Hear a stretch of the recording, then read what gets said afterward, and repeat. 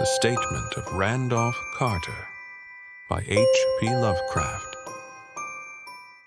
I repeat to you, gentlemen, that your inquisition is fruitless. Detain me here forever, if you will. Confine or execute me if you must have a victim to propitiate the illusion you call justice.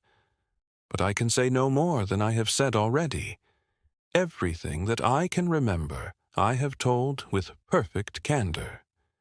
Nothing has been distorted or concealed, and if anything remains vague, it is only because of the dark cloud which has come over my mind, that cloud and the nebulous nature of the horrors which brought it upon me.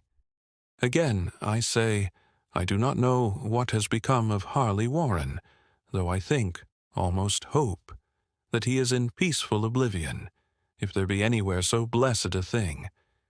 It is true that I have for 5 years been his closest friend, and a partial sharer of his terrible researches into the unknown. I will not deny, though my memory is uncertain and indistinct, that this witness of yours may have seen us together, as he says, on the Gainesville pike, walking toward Big Cypress Swamp at 11:30 on that awful night. That we bore electric lanterns, spades, and a curious coil of wire with attached instruments, I will even affirm. For these things all played a part in the single hideous scene which remains burned into my shaken recollection. But of what followed, and of the reason I was found alone and dazed on the edge of the swamp next morning, I must insist that I know nothing, save what I have told you over and over again. You say to me that there is nothing in the swamp or near it which could form the setting of that frightful episode. I reply that I know nothing beyond what I saw. Vision or nightmare it may have been. Vision or nightmare I fervently hope it was. Yet it is all that my mind retains of what took place in those shocking hours after we left the sight of men. And why Harley Warren did not return, he or his shade, or some nameless thing I cannot describe, alone can tell. As I have said before, the weird studies of Harley Warren were well known to me, and to some extent shared by me. Of his vast collection of strange, rare books on forbidden subjects, I have read all that are written in the languages of which I am master. But these are few, as compared with those in languages I cannot understand. Most, I believe, are in Arabic, and the fiend-inspired book which brought on the end, the book which he carried in his pocket out of the world, was written in characters whose like I never saw elsewhere. Warren would never tell me just what was in that book. As to the nature of our studies, must I say again that I no longer retain full comprehension?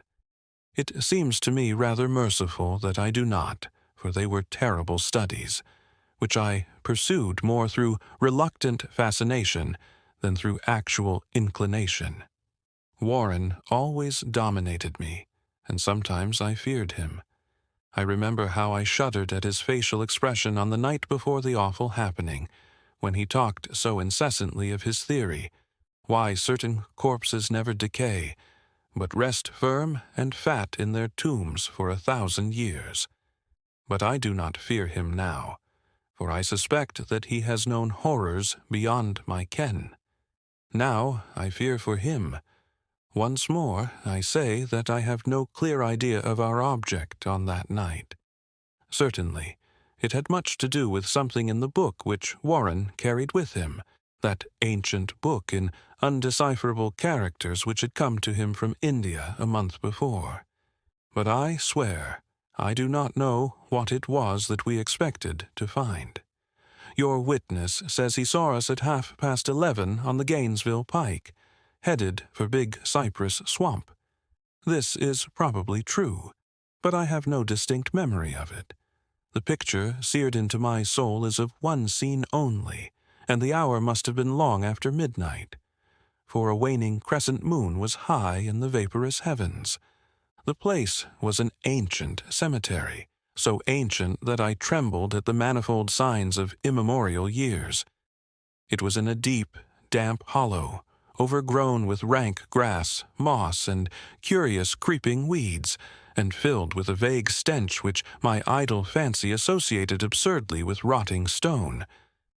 On every hand were the signs of neglect and decrepitude, and I seemed haunted by the notion that Warren and I were the first living creatures to invade a lethal silence of centuries. Over the valley's rim a wan, waning crescent moon peered through the noisome vapors that seemed to emanate from unheard-of catacombs, and by its feeble, wavering beams I could distinguish a repellent array of antique slabs, urns, cenotaphs, and mausolean facades, all crumbling, moss-grown, and moisture-stained, and partly concealed by the gross luxuriance of the unhealthy vegetation. My first vivid impression of my own presence in this terrible necropolis concerns the act of pausing with Warren before a certain half-obliterated sepulchre, and of throwing down some burdens which we seemed to have been carrying. I now observed that I had with me an electric lantern and 2 spades, whilst my companion was supplied with a similar lantern and a portable telephone outfit. No word was uttered, for the spot and the task seemed known to us, and without delay we seized our spades and commenced to clear away the grass, weeds, and drifted earth from the flat, archaic mortuary. After uncovering the entire surface, which consisted of 3 immense granite slabs, we stepped back some distance to survey the charnel scene, and Warren appeared to make some mental calculations. Then he returned to the sepulchre, and using his spade as a lever, sought to pry up the slab lying nearest to a stony ruin which may have been a monument in its day. He did not succeed, and motioned to me to come to his assistance. Finally, our combined strength loosened the stone, which we raised and tipped to one side. The removal of the slab revealed a black aperture, from which rushed an effluence of miasmal gases so nauseous that we started back in horror. After an interval, however, we approached the pit again, and found the exhalations less unbearable. Our lanterns disclosed the top of a flight of stone steps, dripping with some detestable ichor of the inner earth, and bordered by moist walls encrusted with nitre. And now, for the first time, my memory records verbal discourse, Warren addressing me at length in his mellow tenor voice, a voice singularly unperturbed by our awesome surroundings. "I'm sorry to have to ask you to stay on the surface," he said, "but it would be a crime to let anyone with your frail nerves go down there. You can't imagine, even from what you have read and from what I've told you, the things I shall have to see and do. It's fiendish work, Carter, and I doubt if any man without ironclad sensibilities could ever see it through and come up alive and sane. I don't wish to offend you, and heaven knows I'd be glad enough to have you with me. But the responsibility is in a certain sense mine, and I couldn't drag a bundle of nerves like you down to probable death or madness. I tell you, you can't imagine what the thing is really like. But I promise to keep you informed over the telephone of every move. You see, I've enough wire here to reach to the center of the earth and back." I can still hear, in memory, those coolly spoken words, and I can still remember my remonstrances. I seemed desperately anxious to accompany my friend into those sepulchral depths, yet he proved inflexibly obdurate. At one time he threatened to abandon the expedition if I remained insistent, a threat which proved effective, since he alone held the key to the thing. All this I can still remember, though I no longer know what manner of thing we sought. After he had secured my reluctant acquiescence in his design, Warren picked up the reel of wire and adjusted the instruments. At his nod I took one of the latter and seated myself upon an aged, discolored gravestone close by the newly uncovered aperture. Then he shook my hand, shouldered the coil of wire, and disappeared within that indescribable ossuary. For a moment I kept sight of the glow of his lantern, and heard the rustle of the wire as he laid it down after him. But the glow soon disappeared abruptly, as if a turn in the stone staircase had been encountered, and the sound died away almost as quickly. I was alone, yet bound to the unknown depths by those magic strands whose insulated surface lay green beneath the struggling beams of that waning crescent moon. In the lone silence of that hoary and deserted city of the dead, my mind conceived the most ghastly fantasies and illusions, and the grotesque shrines and monoliths seemed to assume a hideous personality, a half-sentience. Amorphous shadows seemed to lurk in the darker recesses of the weed-choked hollow, and to flit as in some blasphemous ceremonial procession past the portals of the mouldering tombs in the hillside. Shadows which could not have been cast by that pallid, peering crescent moon. I constantly consulted my watch by the light of my electric lantern, and listened with feverish anxiety at the receiver of the telephone, but for more than a quarter of an hour heard nothing. Then a faint clicking came from the instrument, and I called down to my friend in a tense voice. Apprehensive as I was nevertheless unprepared for the words which came up from that uncanny vault in accents more alarmed and quivering than any I had heard before from Harley Warren. He, who had so calmly left me a little while previously, now called from below, in a shaky whisper more portentous than the loudest shriek, "God, if you could see what I am seeing!" I could not answer. Speechless, I could only wait. Then came the frenzied tones again. "Carter, it's terrible, monstrous, unbelievable." This time my voice did not fail me, and I poured into the transmitter a flood of excited questions. Terrified, I continued to repeat, "Warren, what is it? What is it?" Once more came the voice of my friend, still hoarse with fear, and now apparently tinged with despair. "I can't tell you, Carter. It's too utterly beyond thought. I dare not tell you. No man could know it and live. Great God! I never dreamed of this." Stillness again, save for my now incoherent torrent of shuddering inquiry. Then the voice of Warren in a pitch of wilder consternation. "Carter, for the love of God, put back the slab and get out of this if you can. Quick, leave everything else and make for the outside. It's your only chance. Do as I say, and don't ask me to explain." I heard, yet was able only to repeat my frantic questions. Around me were the tombs and the darkness and the shadows. Below me, some peril beyond the radius of the human imagination. But my friend was in greater danger than I, and through my fear I felt a vague resentment that he should deem me capable of deserting him under such circumstances. More clicking, and after a pause, a piteous cry from Warren. "Beat it! For God's sake, put back the slab and beat it, Carter."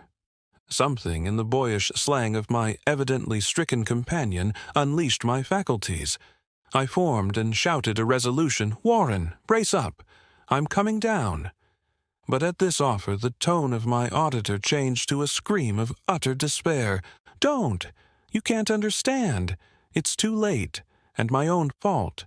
Put back the slab and run. There's nothing else you or anyone can do now."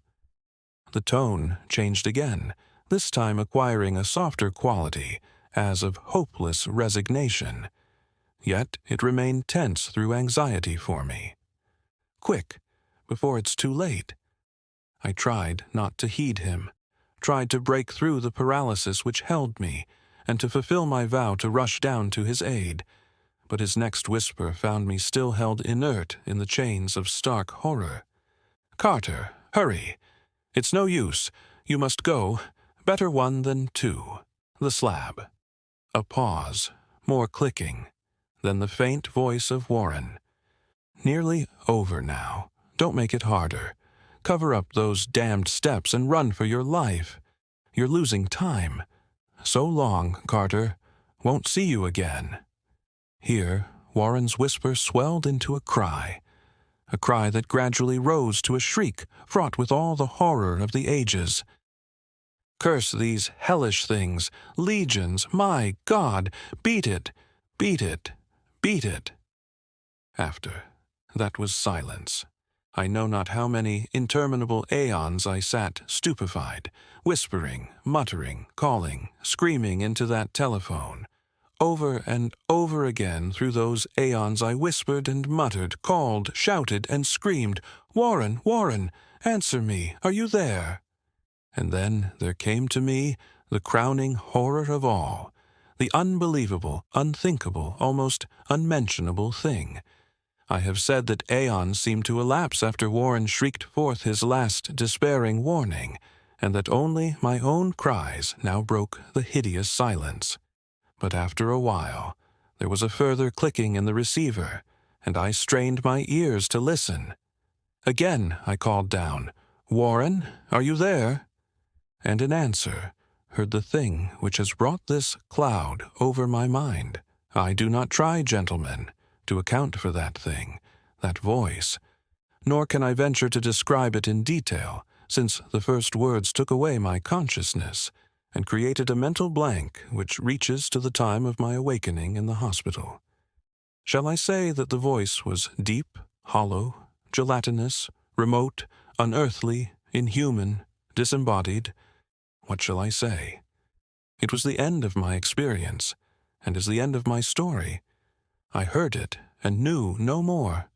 Heard it as I sat petrified in that unknown cemetery in the hollow, amidst the crumbling stones and the falling tombs, the rank vegetation and the miasmal vapors. Heard it well up from the innermost depths of that damnable open sepulchre, as I watched amorphous, necrophagous shadows dance beneath an accursed waning moon. And this is what it said. "You fool! Warren is dead.